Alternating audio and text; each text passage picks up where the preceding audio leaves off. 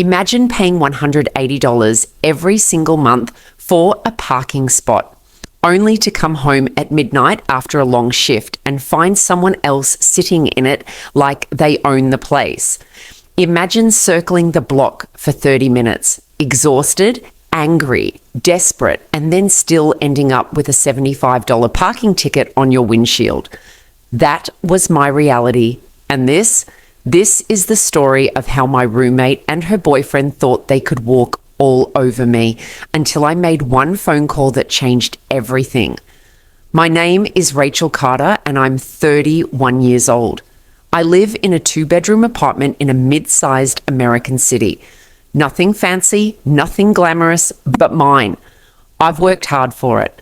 I'm a night shift nurse at the local hospital, and if you've ever worked those hours, you know how grueling they can be. I drag myself home at 1 a.m, sometimes 2, my feet aching, my eyes heavy, and all I want is to pull into my spot, walk upstairs, and collapse into bed. That's why the parking space mattered. The building only has a few reserved spots, and they cost an extra $180 a month. For me, it was worth it, because when you're exhausted, the last thing you want is to circle the block at 1 a.m. praying for street parking. When my roommate Jessica moved in 6 months ago, I made sure to spell it out clearly. Jess, just so you know, this is my parking spot. It's written into my lease. If anyone else parks there, they can be towed. I pay for it every month, and it's non-negotiable. She smiled sweetly. Of course, Rachel. Totally fair. I don't even have a car, so no worries. At the time, I believed her. It started small. A few weeks after Jessica moved in, I came home from the grocery store one afternoon and noticed a black sedan parked in my spot. Confused, I double-checked the number on the sign. Yes, it was mine. I left a polite note. Hi, this is a reserved spot. I pay for it monthly, so please don't park here again. Thanks. That night, I asked Jessica casually if she knew whose car it was. She admitted it was her boyfriend, Kyle. Oh, sorry about that, she said, waving it off. He just needed a place for a couple hours. It won't happen again, I let it slide. But it did happen again. A week later, I pulled up late from a shift, and there he was, Kyle, leaning against his car, parked in my spot. I rolled down the window and forced a polite smile.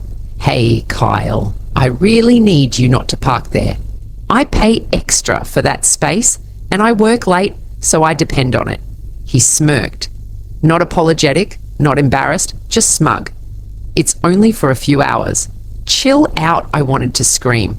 Instead, I drove off, circled, found a street spot 3 blocks away, and trudged home.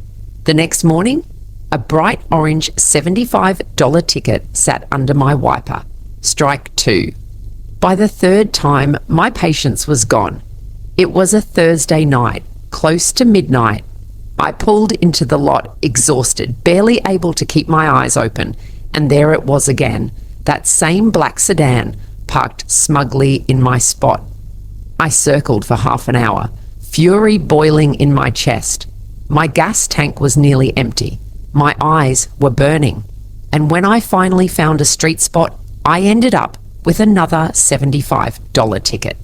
That was $150 down the drain, money I didn't have to spare. The next day, I confronted Jessica. Jess, I need you to understand. I've paid for that spot. Your boyfriend keeps taking it, and it's costing me money. This has to stop. I expect you to pay me back for the tickets. She sighed dramatically like I was the problem. I'm sorry, okay? But you don't have to make it such a big deal. Kyle just borrows it sometimes. It's not like you own the whole building. That was the moment I realized she didn't care. Not about me, not about my money, not about the rules. So I made a decision. The next time it happened, I wasn't going to argue. I wasn't going to plead. I was going to take action.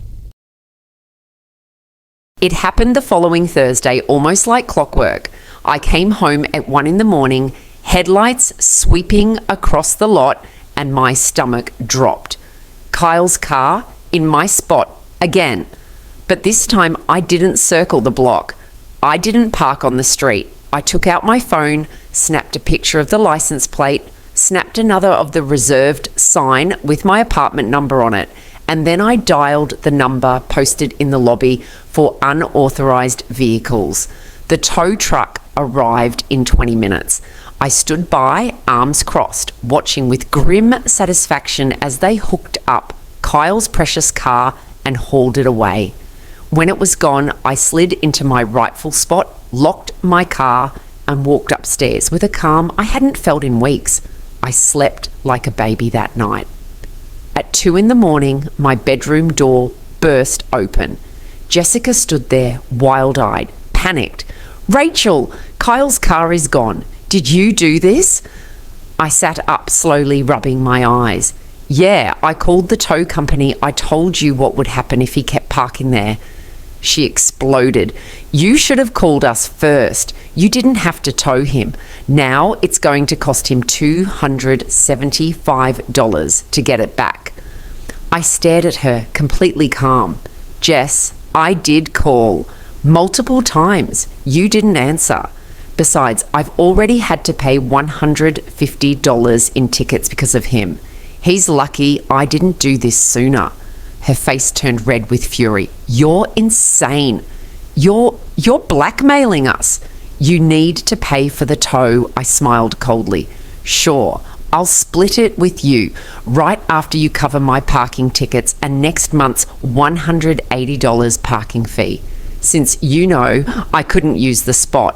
She had no comeback. She just stormed out, slamming the door so hard the frame rattled. The next day, she was icy and silent.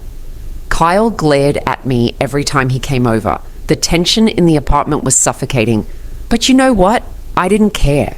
Because every time I pulled into my parking spot after a long shift, it was empty, waiting for me, just like it should be.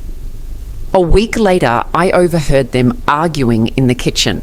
Kyle was furious, not just about the towing fee, but because his car had a huge scratch from being moved at the impound lot.